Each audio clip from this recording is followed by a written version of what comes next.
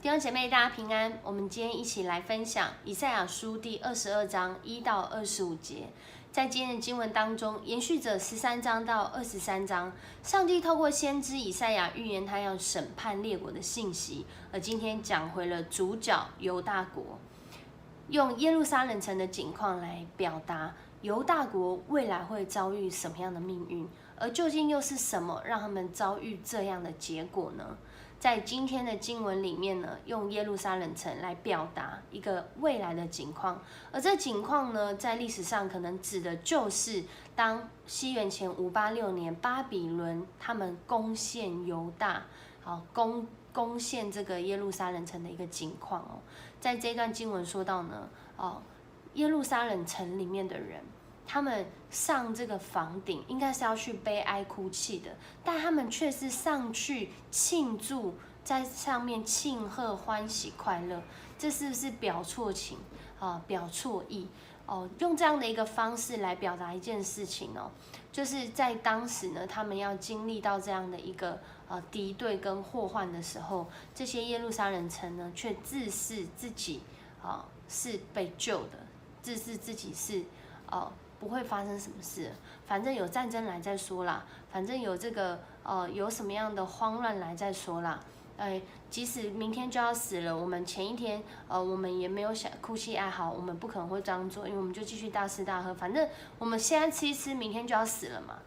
其实在这里表达的不是说这些人发疯了，他们没有要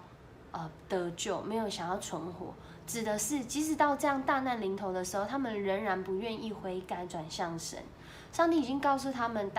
如何去行，可是他们不愿意这么做。当人的心刚愎自用，当人的心凭着自己的骄傲来行事的时候，最后，在今天的经文说到，我亲耳听见上主万军的统帅告诉我，他们活一天，我就一天不饶恕他们的罪恶。我至高上主万军的统帅这样宣布了。在这段经文当中呢，还拿出了一个人物来表达这样的情况。有一个人呢，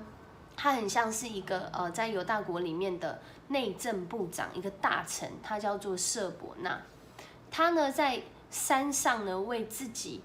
挖坟墓，在这个高处为自己挖坟墓，觉得自己是一个很重要的人物，但是在这里面呢，上帝却说他要把它捡起来，而且要丢出去，他要让以利亚敬来替代他，而且以利亚敬会成为犹大国内不只是支撑自己家族，也可以支撑这个很像这个钉子要固定起来，才能让这个帐篷不会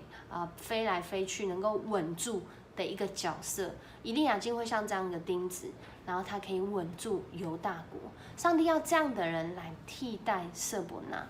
我们透过这样的一个表达，我们就会知道一件事情：上帝他使用我们，他特别爱护我们，他特别拣选我们。不过他不是要我们好像自己享受那个福气在里面自高自大，而是要我们同时也负起那个责任，要转向神。不仅是我们自己转向神，我们要带领人转向神。求神帮助我们，在今天的开始，我们就要来寻求这位让我们能够得救的神。不论我们的境况如何，千万不要自暴自弃，而是要回到神的面前，相信上帝必有安排，要带领我们度过每一个危难的时刻。他必拯救我们，他也要我们谦卑的寻求他。我们一起来祷告。